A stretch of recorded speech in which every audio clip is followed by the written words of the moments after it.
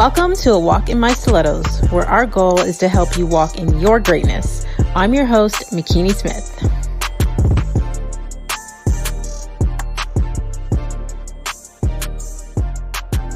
Hey, Faith Walkers. Thank you for joining us on the A Walk in My Stilettos podcast, where we have conversations with amazing women that are letting us step into their shoes. I help women to strengthen their resilience muscle, own their stories, and conquer their fears so they can reach their goals. I get inspired when I see another woman succeeding, but what interests me more is her backstory and her mindset on how she got there. So today's guest is about to bless us with her testimony, and since you're already here, you may as well subscribe. Today we have Jully Black. She is a platinum-selling singer, songwriter, performer, international recording artist, and multiple Juno Award winner. She's collaborated with industry heavyweights such as Destiny's Child and Sean Paul, has shared the stage with superstars like Celine Dion, Elton John, and Etta James, to name a few. And as CEO of Jully Black Entertainment, Inc., Jully continues to contribute to the music landscapes that she has helped define throughout her illustrious 20-plus year career as Canada's queen of R&B soul. In November 2019, Jully returns to the musical stage production Uncovered, and early 2020 marks Jully's next highly anticipated full-length recording project titled 2020, along with her musical theater debut and starring role in the Tony Award-winning Broadway musical Caroline or Change. Please welcome to the show, Jully Black. Wow, hearing about yourself is I'm scanning my body to be like, oh, where do I feel that in my body? It's still a challenge hearing about achievements. Well, thank you. You're welcome. You're welcome. You know, it's funny, every time I read a woman's bio, especially as accomplished as yourself, they're always like, wow, that sounds like a lot. But it's like, that's all you. You did that. You did that. Oh, to God be the glory. Amen. Amen. So I love to start the show with an icebreaker question, because I believe that as women, especially a woman like yourself with so many different titles, we have like mom, sister, wife, friend, singer, songwriter, all these different titles that we go by as women. But I feel like a title that's not given enough significance is our name, because our names have meaning. So I would love to know, Jully, do you know what your name means? Oh my good! You know, this is so awesome that you asked me this on today. I say that on today because I just posted something on my Instagram. I took a screenshot of the duration of time I spoke to my dad today. He called and we spoke for 46 minutes, which is like a big deal. He initiated the call. I feel like I could feel the tears behind my eyes, because as a child from a divorced parent, I always just wanted to hear from my dad. And so you asked me that question is very relevant and very divine, because my dad named me Julianne Indira Gordon, his last name. And so he gave me the name Indira because he really looked up to Indira Gandhi. And at that time in the 70s, she was a woman that he said she was getting it done, and, first female this and that, and just, as far as a power woman in the 70s. And so my middle name Indira came from that, my dad naming me Indira. And then, Julianne, his sister, my mom had no say, by the way. My dad's sister named me Julianne, clearly. And felt it like classic Jamaicans, Jamaicans will say, bully. Jully. So if you spell my name Jully, it's just like bully. But it's Jully. And so I used to say it's bully with a J if I ain't feeling you, or it's jelly with a U if I love you. So that's how you can figure out how to spell it. And then my parents were married, so I got the Gordon. But I'm happy you asked me that on today, because Indira, it's funny, I put a blonde streak in the front of my hair on purpose, because Indira Gandhi has a gray streak in the front of her hair. So yeah, there it is. Great question. Wow. Great question. Wow. Yeah. Okay. See, I love to see where people's names derived from, or how their parents came up with their names. And originally it was because I hated my name growing up. And the same way how you just said, bully with a J, I now say to people, it's like bikini with an M, to help them remember it. That's good. Yes. But I hated my name growing up because, kids can be cruel, right? So they used to make fun of me.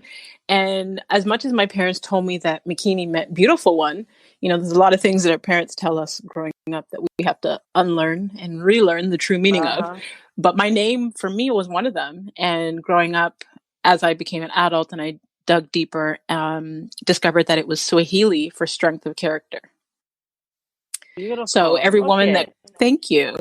So every woman that comes on the show, I love to know the meaning of your name or where it comes from, or if, your parents combined two people's names, or, the origin, because every time someone says your name, they're declaring that meaning, right? Love that. Yes.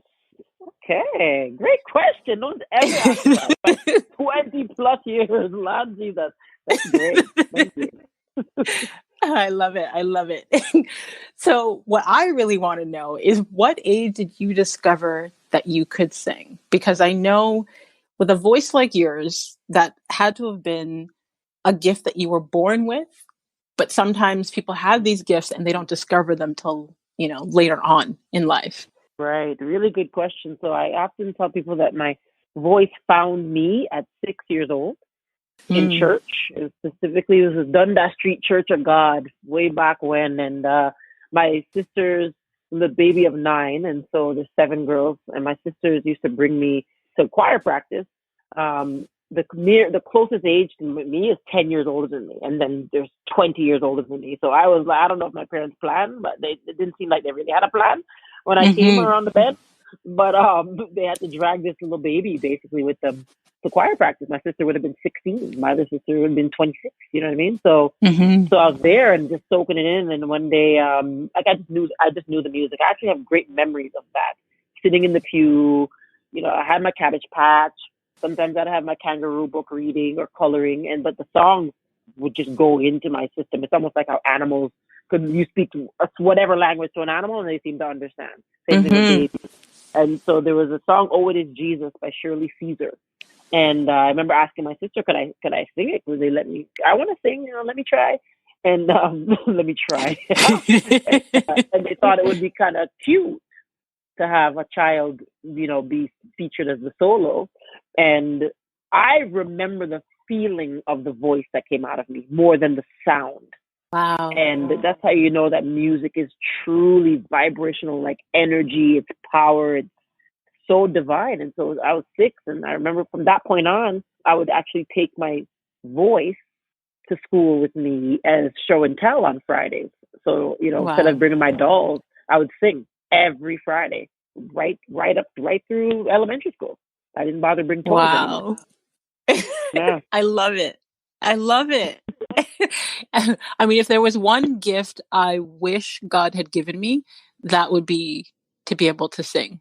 And even as I'm saying this, it's like there's a small part of me inside that wants to laugh out of nervous laughter.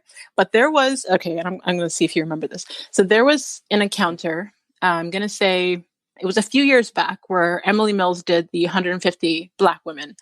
And we were in that space, taking beautiful photos and videography. And we ended that day where you got us all to stand in a circle and hold hands. And you started singing This Little Light of Mine, and you wanted each person in the circle to, I guess, sing a line in the song in front of everyone else. And my entire life, like I said, if there was one gift I wish I could have, it would be the gift to sing. And I know I cannot sing. Like, I can, in the shower, I can sing. That is the only place the acoustics are good enough where I can hear myself and not scream. But so when you went around it, in my head, I think there's a part of me at that point where we're all evolving. But at that point, I was still trying to discover my own voice as a person. And as each woman is going around singing a line from This Little Light of Mine, inside of me was like, oh my God, I have to sing out loud. Oh my God. And when it got to me, I don't even know what came out. I don't recall the sound, but I couldn't wait for my turn to be over. But I wanted to bring that up because I think your voice is just so beautiful. And when I hear it, it makes me feel good. It shifts my energy. And I was so nervous in that moment. I couldn't even enjoy that Really? experience to the full extent because the anxiety inside of me was like, Oh my I just think goodness. it's hilarious how sometimes we view ourselves. But like I said, I admired your voice so much. And then for me to sing in front of you, I was like, what is happening right now? Oh my gosh, stop it. I'm glad you shared that because sometimes I think because singing is like speaking for me, I tend hmm to think everybody let's just do it. Become like hmm why not sing? hmm And so I think I'm gonna be a lot more considerate in fact. But I think by putting a kind of telling people to do things. But I'm glad you shared. How did you feel after though? How did you feel after? Did you feel any I sort of mean, liberation or did you just need a Pepto Bismol? Like what happened? it's funny. I've told that story a couple of times about how that experience made me feel, but I mean, that's me getting over my anxiety. Like I battle with anxiety a lot. And that was one of those moments where I had a choice. I could have had a panic attack or I could have participated. And I Right. participated. I don't recall what it felt like. I was, with my heart rate going so fast and so much happening in my head. I don't, Oh I my can't recall what god. it felt like in that moment other than that. But I know that I was proud of myself for actually like not bolting. There was a Right. part of me that in situations like that, I would just be like, I gotta go to the bathroom and disappear for a second. So I don't have to have a turn. Mm. But Yeah, I was proud of myself for great for participating. you So then. thank you. Okay, well, you're welcome. Let's talk about how you've been able to thrive after multiple traumas, including child sexual abuse. Like, how have you been able to heal and turn your pain into purpose? That's a really good question. So a few years ago, probably 2015, so like 5 years ago, I'm a Christian woman, and so I speak about God often, Mm-hmm. in fact, Yep. and so the Lord laid on my heart, shame the shame. It was just like it was impressed on my heart. So much so I actually made a tank top just for me. Didn't sell them Mm. nothing. I have it in my and the discernment was you take the power out of shame by speaking about it. And so that's when as far as child sexual abuse, I thought about my niece. I was like, I wonder if it happened to my niece. I had a sister who passed Mm. away. She left a boy and a girl, and so we raised them as a tribe. And so I right away I was like, I wonder if this happened to. I was like, find to say her name, Chantel. I wonder. And I called her, but this time she was like, grown woman now. And Mm-hmm. so I told her what happened. I told her what happened to me before asking if it happened to her. And thank God it didn't. But she said, Auntie Julie, we, this woman that's 10 years younger than me, 11 years, she said, Auntie Julie, we have to tell mom. And I was Mm. like, what? I felt, even now, I felt the terror. Like, what do you mean? I was so scared. I didn't tell anybody right until I was 33 years old. I carried that Mm-hmm. with me from 13 to 33, basically. And so we always had Sunday dinner. And she said, she just bossed me up. Like, you guys honor the spirit in the children and the young people, because the spirit has no age. And it's like she Right. was being channeled, right? And she said, this Sunday, let's tell mom. I'll hold your hand. She held my hand under the table. Unreal. I told my mom, and my mom cried, and my mom then she turned into hardcore Jamaica.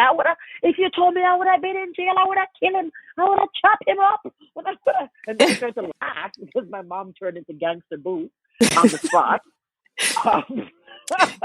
And so, but that liberated me by telling my family. It was harder to tell my family than to speak.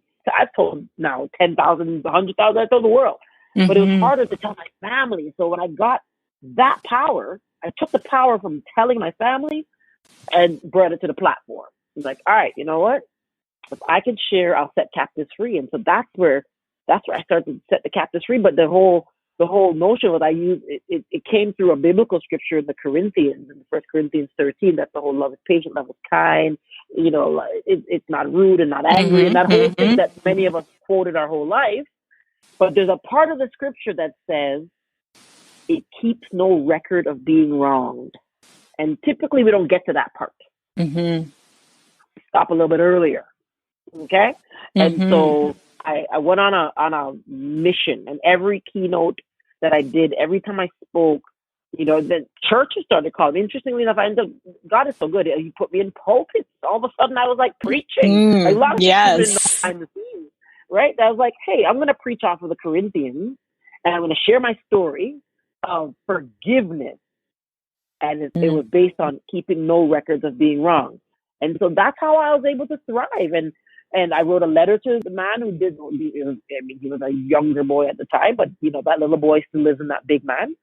So I wrote a letter, and at first it wasn't easy. I wrote the letter and I sent it, and it was a close family friend, so I spoke to his family, and then they thought I was trying to do it to get publicity. I was like, "What? Who really does Wow. this? Like really?" The victim And shaming has so I got always been amazing to me. next level. Oh, she must be writing a book, and she must be, and all types of stuff. Three-way calls were coming in, like it was unreal. I was just like, okay, but I had my family. My family had my back, and that's all that mattered most, right?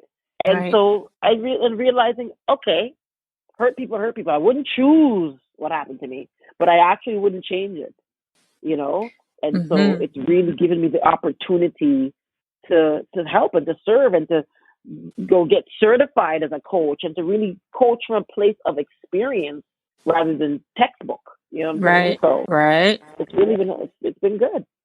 Yeah. First of all, I'm sorry that happened to you. Thank you. And I find almost every woman who has come on and shared how they've been able to walk in their purpose, it was birthed from pain.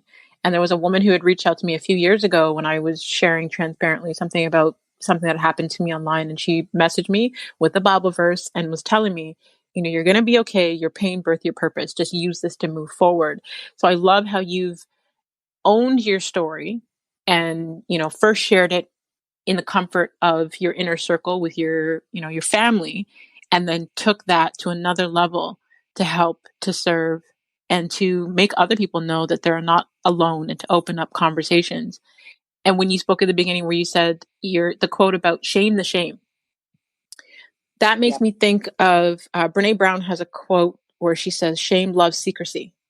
And keeping it in the dark is what the shame loves. And I guess that's also a part of my mission, to shed light on the things that most people want to tuck under the rug, to open up those conversations so that there is less shame, and so that people like yourself or anyone that can relate or is dealing with any kind of trauma alone, they no longer feel isolated. They feel a sense of support, or there's a sense of community because they're not alone. So thank 100%. You for sharing your truth, because there are so many women that need to hear.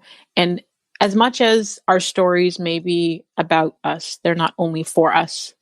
And there are a lot of women who sit in silence or in secrecy or in private, feeling ashamed of what happened to them. And they're building a narrative that it was their fault, or whatever it was. That they're building. But when they hear women like yourself, women who are still out here inspiring, women who are still out here breaking glass ceilings and forging your own path and doing all these amazing things, and to know the things that you've been able to overcome, I think these are the stories that matter most, because your strength and your resilience is not to be taken lightly. But it's like people may look at all of your successes and assume her life must have been perfect. And then they hear your truth and they're like, wow, okay, if she can do it, then I can do it too. Or there's a possibility or hope for me to do it too. So thank you for sharing your truths. Absolutely. I changed all of my twos to throughs. So I think it didn't happen to me, it happened through me. Everything I changed it from the twos to the throughs. And once it's going through my channel, people could tune into my channel now. And they can choose to tune into my channel. It's allowed me to soften and really embrace my femininity and being a woman and being delicate, and being fragile even. I have to take off that armor. Okay, have it come through, let go of the resistance, so it could actually flow through me, and people could, to your point, people could benefit from it. So thank you so much for this opportunity. I love the part where you said to flow through you, because what I learned from my mentor, Bob Proctor, is when we talk about we are inspired by someone. The word inspired comes from in spirit. So people who are inspired by you, they feel connected to you, and you using your story, it's like they're essentially living through you to be inspired or to connect. So I love the wording that you use for that. Thank I you. would like to know what inspired you to start 100 Strong and Sexy. Whew, girlfriend. Well, my best friend, my mom, my matriarch, the beloved Agatha Gordon, passed away suddenly 6 months into getting a pancreatic cancer diagnosis. Passed away. I mean, lived a beautiful 81 years. So I definitely am grateful that she lived a long, full life. However, though I lost my sister when I was 12, Sharon, and I'm a twin, so my brother Wow, didn't I did live, not but know that. he didn't live but like a few days. However, being a lone twin, I've researched that a lot of the separation anxiety and staying in bad relationships, all of that as a result of being in the womb with this boy for 9 months and having a relationship with my brother that's not here on earth. So, but when mom ended up getting sick and passing away, that's something I can't even put into words. And so, but I remember it goes back to your point about being in spirit. I've always been a discerning child, spiritual. To my parents and family have always told me like that's the gift of energy and spirit, and to the point where sometimes it'd be like, I'm like, I feel something in here. They're like, go to your bed, you don't feel nothing. I'm like, I feel something in here. Oh, there's something in here. Anyway, I was like, okay, I can't let this grief pin me down. Don't let anything pin you down before you decide to get up. Don't let grief pin you down before you decide to get up. Don't let depression, anxiety, don't let obesity, don't let any of it pin you down before you decide to get up. And I was like, all right, okay. I know that positive motion equals positive emotion. I've been saying it for a long time. I've been working out for pretty much my whole life. I was an athlete for my whole life. But this had to be intentional. And there's a guy, Gary something, Bargov or something. He's one of those. He was in The Secret in the video. I forgot his name. Anyway, he was talking about just dispelling the myth about 21 days to form a habit. It's like, no, 21 days forms the cell.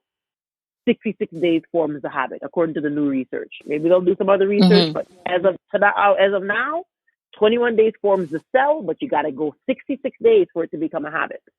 I'm like, all right, forget 66 days, I'm going 100.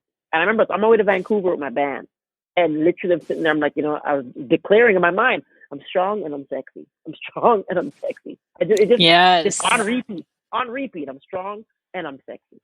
And I remember that about a year before that, because I had turned vegan and I had trimmed off and lost a lot of weight. I released a lot of fat. I don't believe in losing weight, because anything you lose, you want to find. You want to find. You don't want to go look for it. Right, the brain is programmed to find it and sometimes add on more. Hey, hello, right? So, Stephanie, no thanks. I remember that I was like, you know what? Okay, this is the time now to go these 100 days, like make it just go 100 days radical. And my band member and friend Alex, he said, okay, well, why don't you take some people with you? Just put on social media for one day. I'm like, okay, cool. So 56 women signed up, and I turned it into okay, work out 7 days, eat well, do a pick collage. I'm running it all by myself, by the way. Send it to me by Sundays. If you don't send me your collage, you're kicked out. Like literally, like you're kicked out. Okay. And of the 56 women, 47 women completed it. They're off insulin, off thyroid pills, off antidepressants. Marriages rekindled. People left a marriage. One left a marriage. You know what I mean? I was like, wow. But yeah, just radical in 100 days. In 100 days of being purposeful, intentional, really knowing, being where your feet are every day. You knew exactly where your feet were going to be every second of the day, right? And so it was unreal. And of course, the grief started to lift. I'm like, I'm exercising, I'm feeling good, and then service. So in the serving, my grief started to lift as well. And fast forward 6 cycles later, over 700 women that's gone through the program were in cycle 6. And there's a book club, there's a vegan club, there's all types of things. There's prayers on Monday morning. Like everything that I do in my personal life, I've just turned it into the curriculum of 100 Strong and Sexy. I'm always reading. I've been running a prayer group since 2015 on Zoom. So we have a prayer club. Like everything is, it's just unreal. And so I'm just so grateful that, to your point earlier, turning your pain into purpose. It's like, all right, pain, let it propel you. Let it be the rocket launcher. You know what I mean? But you have to surrender. That's the thing. I had to surrender and be light enough to allow God to really use me, channel me, bend me, but not break me. Yes.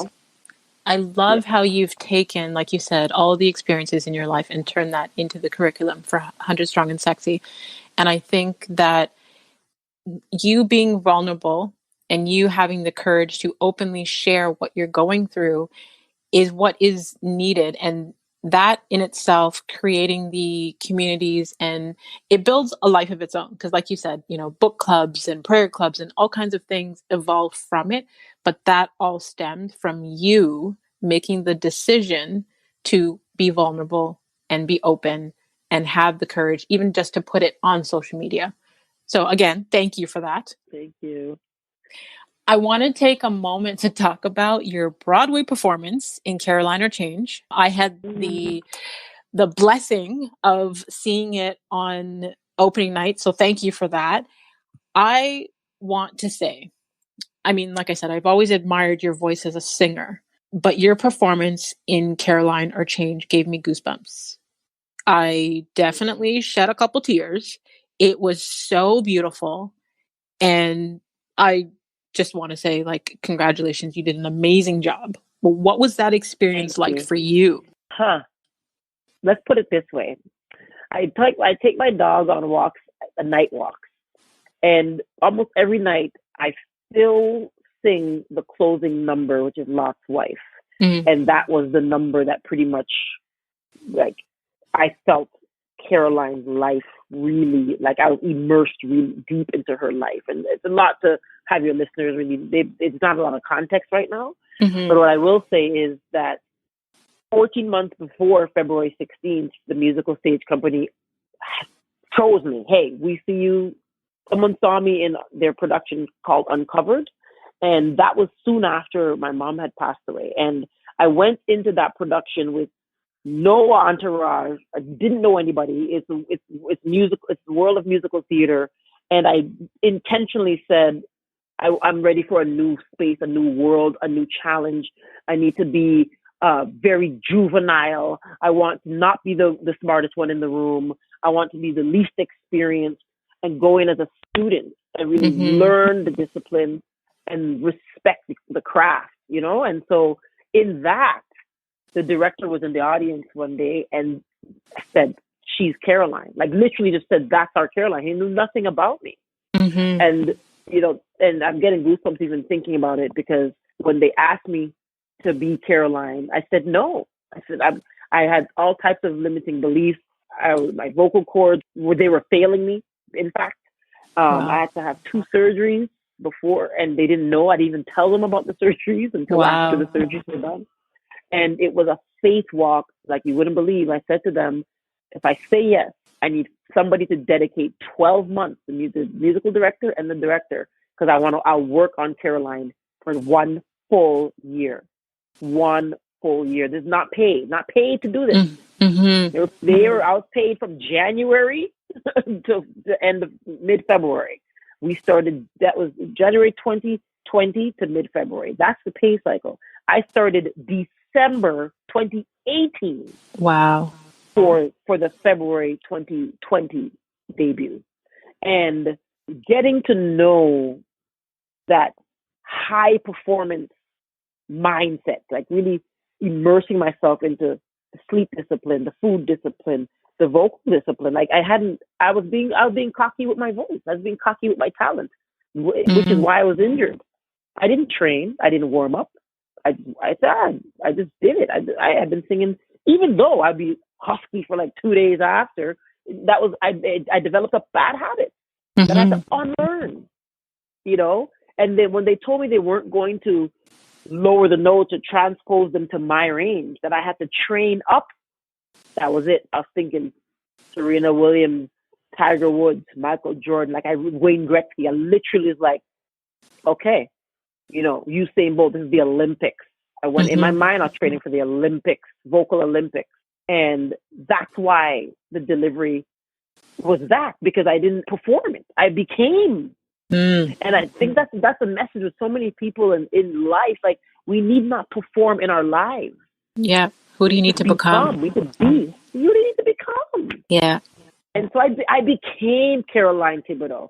And that woman, when I think about it, the character was 39 with 4 kids, divorced at a 1963 Louisiana, where women weren't divorcing husbands that were abusive.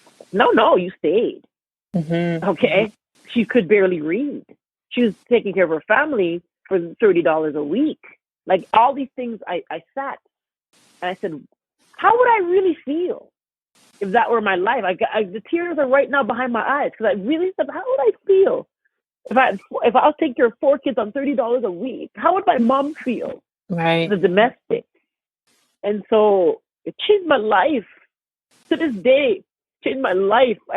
I'm so happy because I found joy. My joy bank is full. I didn't realize my joy bank was depleted. I didn't know I was on overdraft. I was running on empty. And that thing, it filled my joy bank because I had a focus and a responsibility. Caroline and every other domestic, past and present, there were people coming in, whether you're from the Philippines or Africa or wherever, that are taking care of other people's children, taking them on vacation, gone to the 5-star resort as the nanny, and your kid could barely even go on a school trip when you go home because you're just trying to make it work for your family. So Wow. it changed my life. Let's put it that way. Completely. I have goosebumps right now. Woo. When I tell you, this is why our stories are so important, because me sitting down and being an observer of that performance, like I said, like, I had tears, I had so many emotions. Your voice was powerful, your acting was powerful. It was amazing. But even just in you even answering that question, the many lessons that I heard even within that anyone can relate to no matter what their circumstances are. And the first thing I heard was, who do you need to become? Because we all have these aspirations in life of what we want to do, but we're not committed to doing what it takes to get there. We are not committed to saying, who do we need to be right now to get to that version of ourselves that we want to be? And what I hear in your story is true dedication, first of all, in you putting in the work a year before even getting paid for the work, you committing to that. And when you said in the beginning, your own limiting beliefs, that you said no, and it was a total faith walk. As soon as you said that triggered a memory for me where, funny enough, I remember what year it was now. I think it was 2018 when I ran for MPP in the provincial elections. I had my own limiting beliefs and originally said no. And thanks to a mutual friend of ours, Lisa Washington, if it wasn't for her, I wouldn't have even ever thought to go through with something like that. So it was a total faith walk for me. But just hearing your strength in your story of that one experience, that inspired so much inside of me, confirmed so much inside of me. And this is like the reason why I do this podcast, because hearing your story and your truth, it wakes up things in other people that they may not have been aware of or recognized. So you being transparent about how you felt, because there are some people who are in certain positions that we see as super shiny and beautiful, but they don't share the part where they had the self-doubt or the limiting belief, or, that they had to put in the work without pay. So your truth, it's so refreshing and relieving to me. Like I said, I got goosebumps right now, and I'm trying not to even get out of breath because I know I can be a very emotional person. I'm trying to stay out my feelings. Girl, I'm all up in the feelings. I'm such a Scorpio. Like, oh my God, I just show it. Some keep it in. I just show it all. But I'm such a Scorpio. Not sensitive. Wow. Okay, so what inspires you the most about what you do? I would say seeing the direct, result, the instant result of people being able to help someone's emotion or mindset shift. Like, I feel like it's thank you, Lord. A friend of mine, one of my mentors, said, what you do, it shifts atmospheres. And it's like, that's what, to have that, to be able to be channeled and used in that way to be medicinal. Music is medicinal, and I feel so blessed and so privileged to be able to be been given this gift. That's why I really, especially since going through the Caroline process, like I'm really I'm being more responsible, and so I love that about it, and I love people. I'm a total dot connector. Music connects people. Music is like sports. It connects the whole world, but realize that it's really made me into a bridge. That's why I got this tattoo on my arm, and I said I'm a bridge big enough for everyone to cross. That's my lot in life. Wow. To be a bridge, and it is big enough for everyone to cross. Let me take you. Yeah, you have faith. Come, let's go to fear. You have obesity. Let's go to fitness. You have sadness. Let's go find some happiness. You're like this. Hey, because when I think about a bridge, it just takes you from one place to the next, and sometimes that's all somebody needs. Someone to just grab their hand and not tell them this is what you gotta do. Just walk them over. Walk them over. Doesn't matter how many times I gotta, like Harriet Tubman. How many times did she go back to free slaves? Same thing. Just go. Hey, come on, let's go. Because in that walk, I'm also gaining my steps. I'm also hearing somebody's story. I'm also being reminded of the gift and the blessing of life and opportunity and restoration and redemption. Like all of those things. And it's like, grace. Grace. There's a scripture that says, my grace is sufficient for you. My power is made perfect in weakness. It's in one of the Corinthians. I think it's 2 Corinthians 12:9. But anyway, ultimately, it's like, if I get grace, I have to give grace. I get grace every single second of the day. Who am I not to give grace? Woo, goosebumps, girl. Listen, when you talked about the bridge and you being a bridge, and now I'm going to try not to get emotional. Ooh, okay. You spoke at Emily Mills' How She Hustles Mother's Day event, and you shifted that atmosphere for me. And you were a bridge in that moment. And I'll tell you, no word of a lie. If you listen to, I think we're probably at almost 80 something to 90 episodes of the show, but at least 20 times I have referenced a quote that you said at that event. At that event, you said, your disability is your ability. That's right. And there was a time where it was an insecurity of mine where I had a hard time being the only one in the room. So whether it be the only Black woman or the only Black person or the only, like, whatever it is. And for me, that used to be an insecurity. And I used to, I guess, doubt myself and the imposter syndrome, or do I belong in this room or should I be here? And after hearing you say that your disability is your ability, I have been in rooms after that where I was the only. And I went from, because you gave me that bridge, from being insecure to confident. And I looked at me being in that room as, I am special and I do deserve to be in this room. And it was like I almost attracted people coming over to me and asking me who I am and what I do because I am the only Black woman in the room or the only Black person in the room. Because in their mind, they're like, well, you must be special because you're the only one of you here. Right. It was that quote from you that gave me that confidence. So it was that bridge. So thank you for that. Well, I have to thank my sister MJ, Maria Jamila, because she was born with a disability called arthrogryposis. And so, but like kids, going back full circle to talk about kids and animals, like I didn't see my sister as having a disability. I was born 10 years younger than her, and it was normal for me, right? So until I got to that age of understanding where she explained, that's why I love my sister, she'll explain her disability, that she was born with it and what the webbing of the feet and da-da-da, but it never stopped her. And so growing up, she took the dis out of disability and focused on ability. Right. Always. And I'm actually shivering right now because I watched her swim. Not even watch. She put me on her back. She's not the use of her legs. She only can use her arms. She wears braces, and she swim with me on her back. Okay, like 8 years old, 6 years old, no life jacket, just confident, just going like a dolphin. You know what I mean? Like I watched her. So there's deeper stories on that as far as how my mom instilled in her and our whole family that no, Government wants to put you in special school. You're not special needs. You don't have a mental disability. You're going to regular school. You're taking TTC bus. You're like, she put her, this is what it's going to be. Okay. And so full circle. Yeah. Your abilities are always found. In fact, even more heightened in that thing that we think is a disability or a disadvantage. Yes. That's where we can really, we dip from that well. That's where the money is. Mm-hmm. Are you familiar with, I can't remember her last name right now, but she goes by Unstoppable Tracy?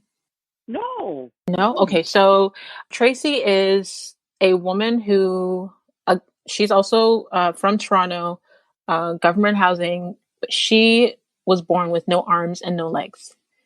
And Tracy's mom, from she was little, showed her that she could do everything that people with all their limbs could do. And when she started school, the school didn't want to take her because they felt that she was going to be too much of a burden. And quick story, but when her mother left her on the first day of school because she had argued and pleaded with the principal that my child is coming to a regular school, she deserves to be here, she had told Tracy from she was little, no man gets left behind. And on her first day of kindergarten, at the end of the day, her mom came to pick her up and asked the principal, how she did and if she could stay. And the principal said that she didn't make it out for recess. And I guess at first they thought that she was inside because something that she couldn't do for herself. Come to find out that Tracy stayed back and helped everyone in her class tie their shoes so they could go outside. So by the time, and remember, no limbs. She has no arms, no legs. So by the time she had helped everybody tie their shoes to get outside, recess was over. So her strength and her ability and what she has been able to do, she has won all kinds of awards and being like the only woman to win like speed race competitions and all kinds of things. She's done some amazing things. I'm going to follow her. Yeah, wow. You have to follow her. Unstoppable Tracy. She is an amazing human being. You know what I'm saying? Come on. Look at that. Come on. Yeah. Look. So here's another thing that I think I get very emotional when things connect to my spirit. But I watched your TED Talk and I think I sent you an email on it. But when I watched it, I got through the first minute and then I had to stop because I got emotional and I had to go back and finish watching it the next day when I was ready for it. And the reason why I got emotional was first, you began singing at your TED Talk, This Little Light of Mine. So it brought back the memory from the 150 Black women that experience where you made us sing. And secondly, because of the dedication to your mother. And I admire anyone who can go through struggle and grief and still carry on the way that you do. Your perseverance, like I said, is very, very admirable to me. And knowing that a lot of people look to me for my resilience, but I look at women like you for your perseverance. It's like watching your TED Talk gave me goosebumps. Thank you. And I know that you spoke on that you've always wanted to be on that stage. So what was it like for you to be able to do that TED Talk? How did that feel? Well, that TED Talk on that day, November 29th, I think it was 2018, was special because it was the 1 year anniversary that my mom passed away. However, that wasn't the original date. So to make a long story short, I was booked to do the TED Talk. The G. Becker thing happened. A lot of people don't know what that is, but they can Google it. And then the person programming that TED Talk got into a massive car accident. So someone, which was a Black woman, a white woman took over. I'm saying this race for a reason. And then decided to take me off the bill without telling my agent or myself. We hit them up saying, okay, we didn't get the package. What's going on with the information? And they're like, oh, we're not really comfortable keeping Jully on the bill based on what happened with the G.D. Becker situation. And so they took me off. And so then I went on my Instagram saying, okay. And I was gracious. The post is still up. And I just shared the experience. And I was like, okay, well, this is what's happening. If you're expecting me to be at TED, I'm not going to be there. But I tagged the big TED and I tagged the TED here. And so then they asked, they said, okay, well, we'll put her on the bill if she takes off her Instagram post. And I said, well, no, then I'm definitely not doing it. That's fine. And so the date originally was December 8th. And then they came back and said, so then the original lady who was in recovery heard about it. She didn't even know that I was taking off. She didn't know I was taking off the bill. And then said, no, I'm gonna fight to get you back on. I said, hey, whatever. At this point, I've been totally surrendered to life, right? I'm like, okay, hey, whatever. And then when they came back saying, okay, yeah, they want me on, now Hood Girl was like, bun that. This is too much. I don't even want to do it anymore. Bun all of you, right? Hood Girl, Booty with a J still shows up sometimes. And then they said there's been a date change. And I said, oh, wait, okay. I said, let me know what the date is. And I talked to my big sister, MJ, same one there. And I told her, and she's like, what do you think Mom would say? And I said, okay, Mom would want me to go do it, of course. She doesn't. Mom, that was Mom. Go, do it, represent. Don't make people take you out of your character. And then it was November 29th. And I felt like that was Mom draping me up, like boxing me up from heaven. Like, listen, go do the thing. Because it's the exact date. It's the anniversary, So it felt even more special because it was that day, and that's why my talk was about being revealed, because that's what life does. Occurrences and situations, they don't make us, they reveal our true character. Right. If you say you got to get an apple juice from squeezing an orange. No, people say they're loving, but then they get squeezed. Life squeezes them. And all this venom comes out. Okay, so really, who are you in there? What's going on? You gotta fix up and figure that out. Because in walking and living some other being, I often say God can't bless who you pretend to be. Right. So at the end of the day, you wonder why your blessings ain't coming down. Well, he doesn't recognize that person. That is right. I have a two-part question based on the story you just shared, because a lot of the listeners sent in some questions through Instagram, and they all wanted to know about your experiences with racism, specifically with the Jeannie Becker incident that happened. And the other part of the question is in relation to your mom. So maybe I'll get you to touch on that experience first before I go into asking about your mom. So racism, I didn't realize I experienced racism as an adult until that situation, that Jeannie Becker situation. As a kid, the N-word, I remember I was on a special called, the first time I was called on Global with Farrah. And I had to dig into, I realized that I actually kind of, I guess my subconscious or whatever, I just forgot about this one occurrence where a child looked at my foot, and looked at, and my foot bottom is lighter than the top of my foot. There's that little kind of like line thing. And he started to call me monkey and like, oh, you have monkey feet. And I was like, I never looked at my feet. Even now I'm looking at my foot. I'm like, wow, who's really going to look at the line on someone's foot? But we were kids. And then, so that was one incident. And then on the TTC bus, this woman called me a nigger bitch. And so I was like, wow, you didn't choose one. You didn't call me one or the other. You called me both. Okay, that's what we're doing. And then fast forward to whether it was denied opportunities, which I didn't realize was kind of like a racism thing. But the Jeannie Becker occurrence, I realized that it was more so, if I go to the backstory of getting on the show, Canada Reads, which is, okay, I'm like, wow, okay, great. I'm going to read these 5 books that I wouldn't have normally chosen. But it came to me, I can't say that it's doctrine, but a good source told me that everybody else, all 4 other contestants, got to read 3 chapters of each book and then choose the book. But they gave me a book on Indigenous rights. And so as the only Black woman, like person of color on the show, so I'm like, okay, they gave me the Indigenous story, not giving me any choice. I said, okay, all right, well, this is what it's going to be. So I go hard, learned it. I was able to defend it. I really had a great time.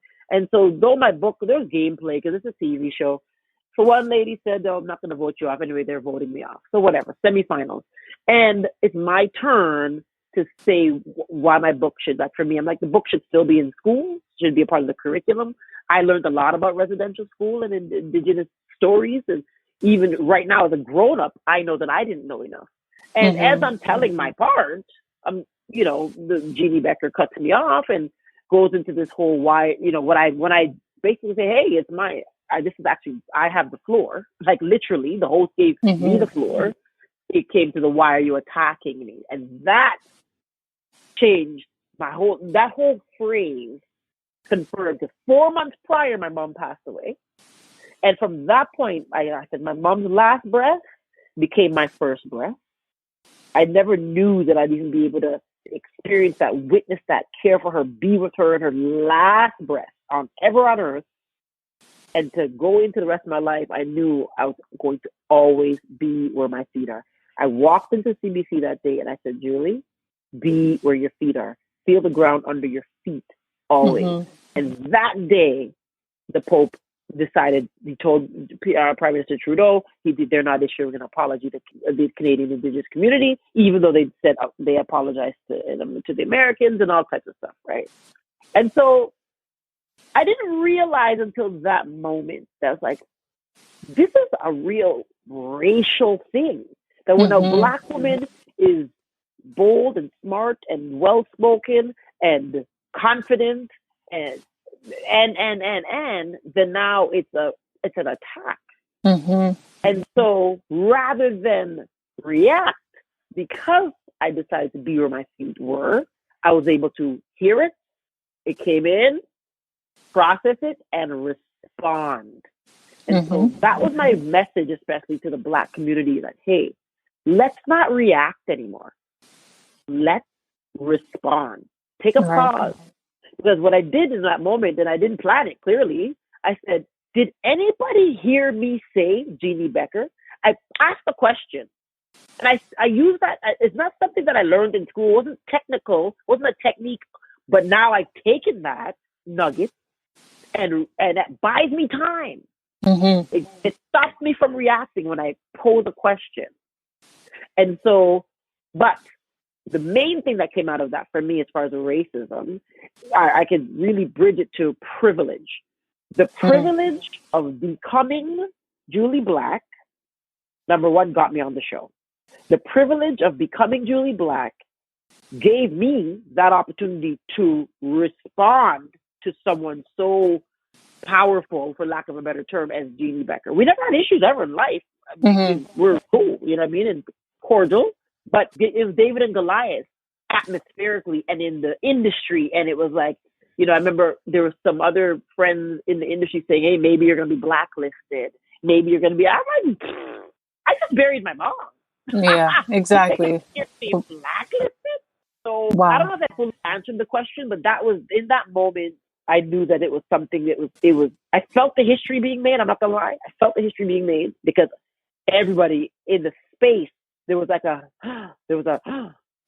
because your response, it was all over my entire timeline. That like clips of it went viral of you responding to Jeannie Becker, and I was like, "Good for you!" Like we were all cheering for you. Thank you. What was beautiful was white people hitting me up. I did a whole media press junket. I had gotten sick, and when I came up for air, I saw that it went viral, and I did a whole press junket, Canada and America, even UK, that was like, let's talk about fragility, white fragility. Let's talk about white privilege. There were people saying, we got to take this to the kitchen, to the dinner table, and let's talk to our kids about fragility and privilege. So I'm happy it happened. So how has losing your mother changed you? Oh, well, I remember my mom, before she passed away, used to say to me, because I used to call and be like, Mom, I got this interview, or I have a audition, or I'm dating this guy, or I want to date this guy. Pray for me, pray for me, pray for me, pray for me.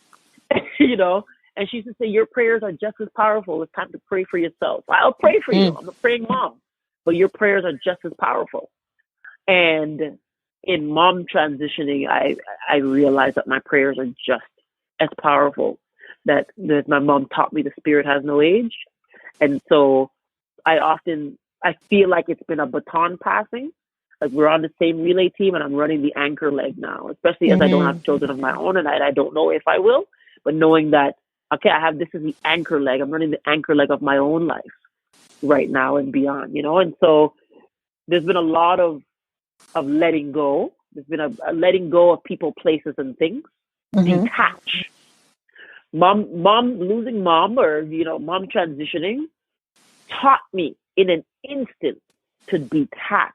My emotional priorities changed in an instant. I was in and out of this relationship, on again, off again, and it was the off again. It was easy to be off again, and off. It's like emotional priorities instantly changed as a result of mom's blessing of going off, transitioning. The gift of this is an oxymoron, but the gift of it in her passing is that it's made me realize that my life is mine. It's mine. It is my life. And so to know that it's who I invite into my life is a privilege. And the lives that people invite me into theirs is also a privilege. And some of the invitations I need to send regrets. I don't need to be in everyone's life. Okay? Absolutely. Oh man, I can go on and on. My entrepreneurial mindset, thinking about my mom's story, because writing her eulogy, and even having voice notes. I didn't know my mom was gonna die. No one knew, but at the end of the day, I had 10, 15 years of voice notes and videos for my mom, and so I've now started a support group called In the Arms of an Angel, and it's for women who've lost one or both parents, and and there are women hit me up that. Their parents are sick right now. I said, get your phone out, use your technology, get the stories. Yes. Come on.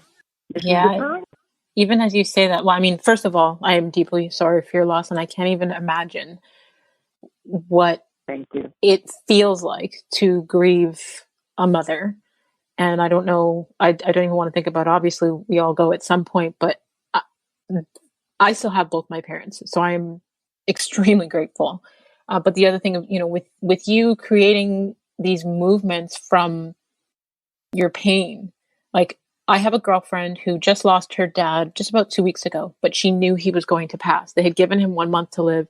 And with the quarantine, she was probably a 15-minute drive from where her parents were. She was living in a condo downtown. Her parents lived in a house down by the Guild, but she was concerned with putting them at risk. And I remember messaging her and saying, if they've given him 1 month to live, I mean, the doctors are not God. They don't know. He could live way longer. But you are quarantined at home. Do you want to risk never seeing your dad again, or having those last moments with him, or, staying where you are because you're afraid to put him at risk for COVID? And she found her way to her parents' house. And I think it was probably about 2 weeks. She got to take a ton of photos and videos and all kinds of moments with her dad before he passed. So I'm, happy for her that she got that experience. And when you say that you literally watched your mom take her last breath, that reminds me of my sister, because I've watched her take her last breath. And when she passed away in 2012, thank you. When she passed away in 2012, I guess as many people as I have lost and had to grieve, that was the most challenging ever in life. And being able to now look back at the gifts that she's given me or blessed me with since her passing. When you said that about your mom, like some people who don't understand or haven't lost a dear loved one may not even understand until it happens to them. But many of the people that I've spoken to that have lost somebody close to them, they were showered with blessings after that passing. And I guess it's up to us to take the lessons from it and to be aware of the blessings. But for me, my sister was my voice. Because I was so introverted, I wouldn't even go to the store to return something without her. If I had a grievance with my own mother, I wouldn't bring it to her. I would bring it to my sister, and she would be like my lawyer and represent me. She was my voice.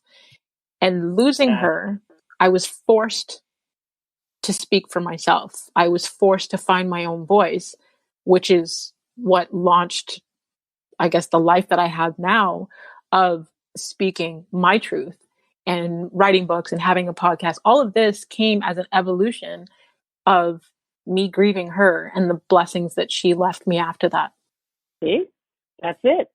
It's same. My sister died when I was young, and I was too scared to sing at her funeral. I was like 13, and I went through, I was young, but still I went through like that whole kind of like guilt thing for a hot second. But then I was like, again, I would love my sister to be here, clearly. But Jully Black, who like that, the artist Jully Black was birthed from Sharon passing away.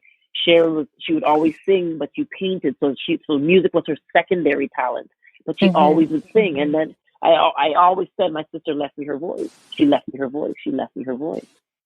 And I was on a mission to represent that singing voice that she never wanted to use. She sang better than me, but she didn't think she was a singer because she loved visual art. So, it's just, it's unreal. Wow. Amazing. Wow. Yeah. So what's one thing that most people don't know about Jully? Ooh, what's one thing that most people don't know about Jully? I'm a softie. Very, very, very soft. Very soft. Like, I think, people look at my size, my stature, my confidence, all that stuff, and think that Jully, she's aight. Like, even to the point where I had to tell some of my friends and even family, like, hey, give me a call sometime. Oh, I'm like, hey, give me a call. If everybody thinks I'm busy, everybody thinks I'm boss. Like, I don't walk around with that whole kind of like boss, rah, rah. I'm very, very, very, very feminine. Very, very, very feminine. I love being a woman. I love being a girl. Love it. That's what I would say. People forget to check on their strong friends. Yeah, right? Come on. Yeah. I'm like, does this phone ring anyway? Does this thing ring? You know what's funny? Even as I'm listening to you, your best friend, Nkechi, listening to how she speaks and listening to how you speak in this conversation, we've been talking for an hour now. I have heard so many, I'm going to say, mannerisms, and you guys have been best friends forever. So I can see 24 years. That is amazing. But I can see and hear the similarities in you both as I'm listening to you, but you both come across as these strong, confident, energetic, all these amazing things, but you both have the soft side. I love it. Oh yeah, I don't know. It's not even a side. I'm soft. I'm soft. Like to the point where my family's like, "Lad, you cry again, lad." And then Ketchy's a crier too. I'll be crying. I'll be crying. I cried on this call. I'll be crying, girl. I love it. Okay, so I would love to know what your self-care routine looks like. How do you take care of Jully? I don't think that's a whole other 1 hour podcast. Self-care. So I'm really, really big on like spa type things. So like home spa. My nebulizer's going. I do roll-on, like the rollies, all Sage Mania.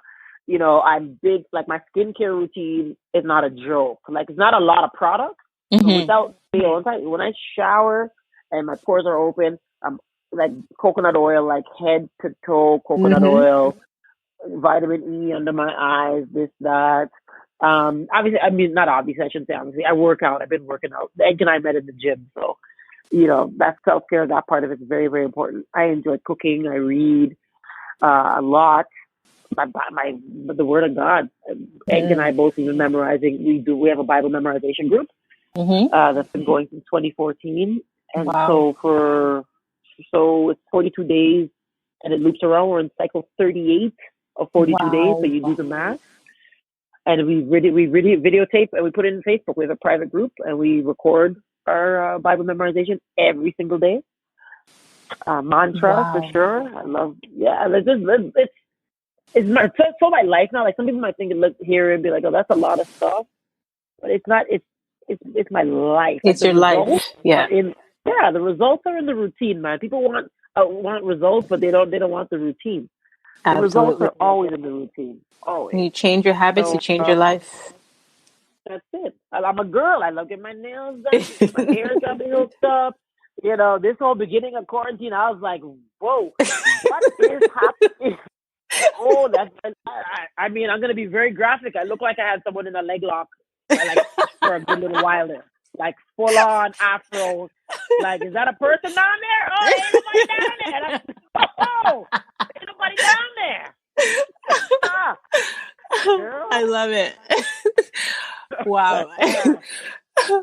So I have a completely random question that I love to ask everyone that comes on the show, because I came across this Reader's Digest article that it basically says your favorite type of shoe. It dissects what it says about your personality. So I would love to know, Julie, do you know what your favorite shoe is? Is it like a high heel boot, a running shoe, a walking shoe, a stiletto, a wedge, a pump, a mule? I don't know. What's your favorite type of shoe? Yeah, it's definitely specific. I mean, I have larger feet, but it's a pump. I've been wearing heels. I actually went to etiquette school when I was a kid. Whole other story on modeling and getting signed when I was 12. And so walking with books on my head, knowing what side of the stairs to go up, what side, what door, what hand to open the door handle is, depending on what side of the door it's on. Like it's whole other thing that was my life as a kid. So I like wearing pumps. I love pumps and stilettos the same thing. I don't know, but I'm a sucker for a pump. Still, it's great posture. Even though it's bad for women, it's bad for everything. But my posture is different. Even when I'm doing interviews and you can't see my feet, I have on pumps. If you can't see my feet, it doesn't matter. I still put the shoes on. Right, because they make you feel good. They may hurt a little bit when you walk, but they make you feel sexy when you have them on. That's right. That's right. Yes. And your shoulders, your body alignment has to change when you have on pumps. Yes. Has to. You can't be. You're just looking ghetto and crazy hunched over in pumps. Okay. So it says pump fans are boss women. So it says, be honest, pump fan, you're a total girl boss and you know it. You're competitive, resolute, and intimidating to those who can't keep up with your pace. This is the most mature of all the shoes. It's someone who's caring, efficient, and powerful. They are usually in a leadership role, and when everything is falling down around you, everyone will turn to the pump woman and say, "What now?"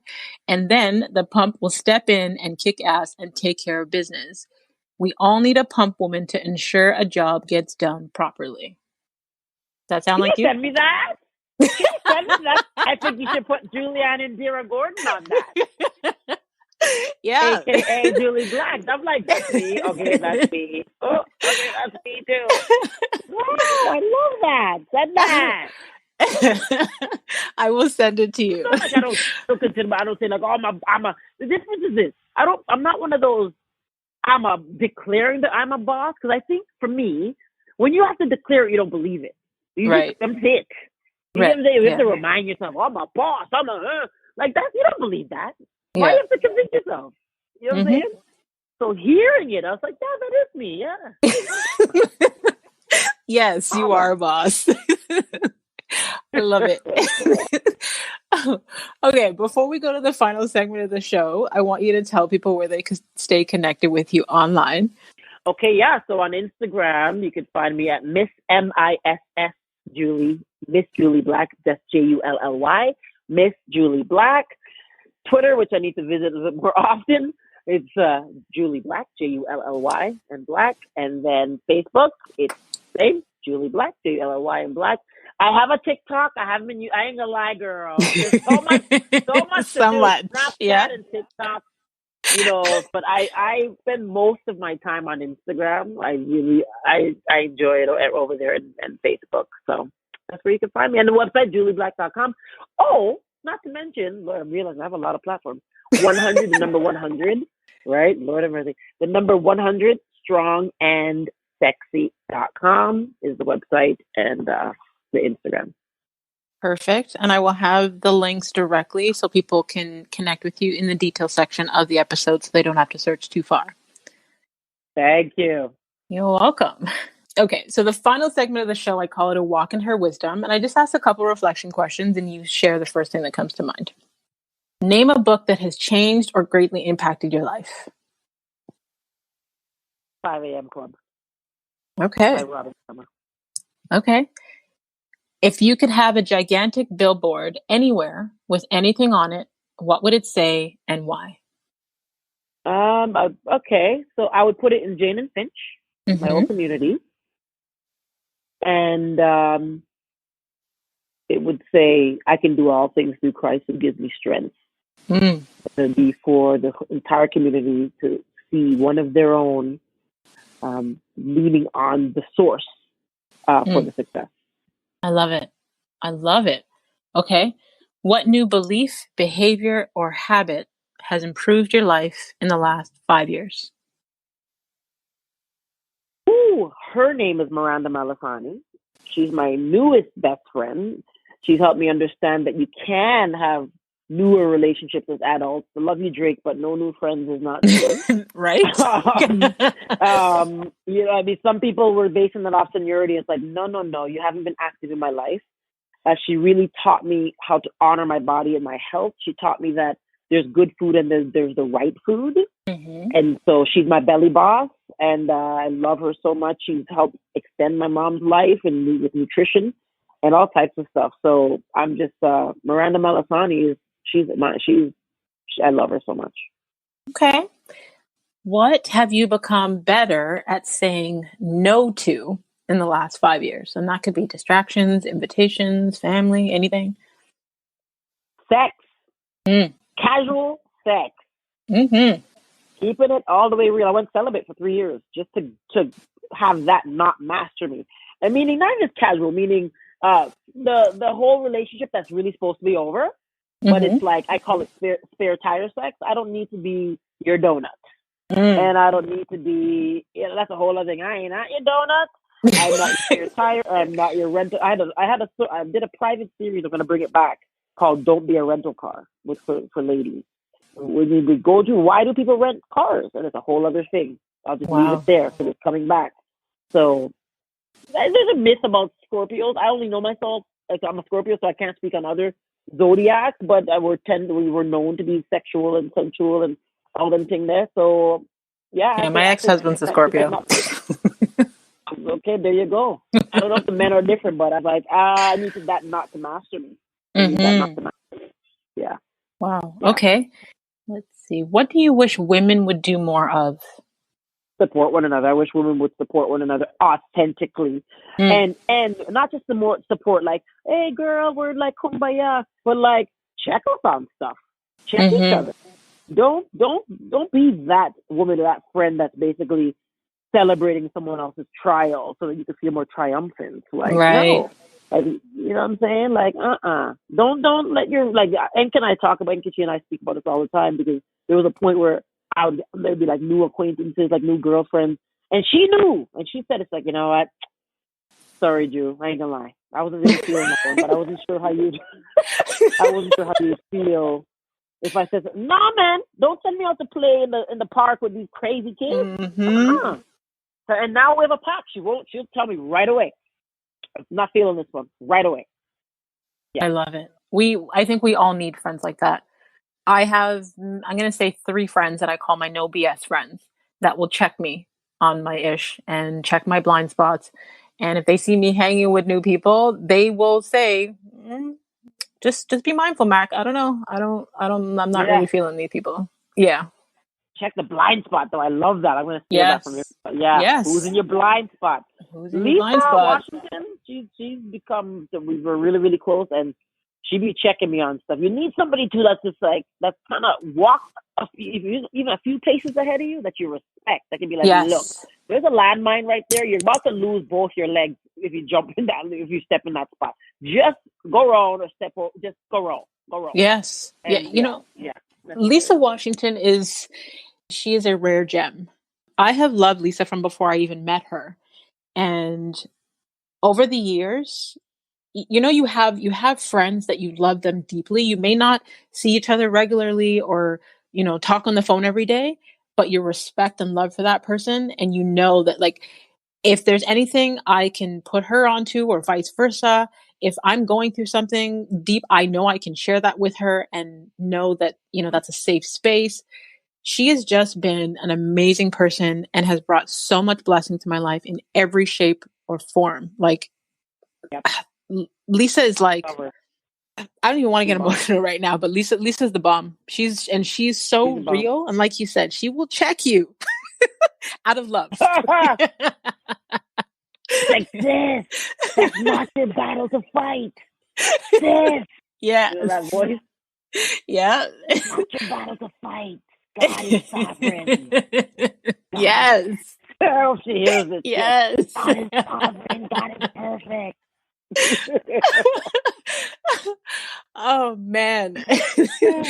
Thank you so much, Jully. Honestly, thank you for sharing your story with me. And I'm going to say me before I say us, and as the people in my community are listening, because again, we oftentimes see people shining their light out there. We see people on social media, we see them wherever, and we admire their strength and their accolades from afar. But it's beautiful to hear your full story and to obviously to know that you're human. But it's like, I guess sometimes when we see people from afar doing all these amazing things, it's almost like they're unreal. So thank you for being real. Thank you. I really appreciate this opportunity, like really and truly, to your point, like we'll see it. And I honor you, and I honor you as a super mom. And I just all of what you're doing, man. It's really and truly, like, yeah, man, it's a big deal what you creating this space for others, as well as like for your own voice, especially knowing this. I learned something new about you. That your sister used to be your amplifier, and now you are amplifying our voices. It's a big deal. So thank you. Thank you so much. And to all of you faith walkers out there, until next time, subscribe on all platforms, rate and review on Apple Podcasts, and join the community of faith walkers and sign up for our weekly newsletter at awalkinmystilettos.com. And be sure to grab one of my personal development books available online everywhere. And if you can think of one person, and I know you can think of more than one, but if you can think of one person that would receive value from hearing Jully's testimony, please share it with that friend. Please share it with them. Feel free to screenshot this week's episode and tag us on Instagram. You can tag Jully at Miss Jully Black, and you can tag myself at The Real McKinney Smith, and continue to walk in greatness in your stilettos in a manner worthy of your calling.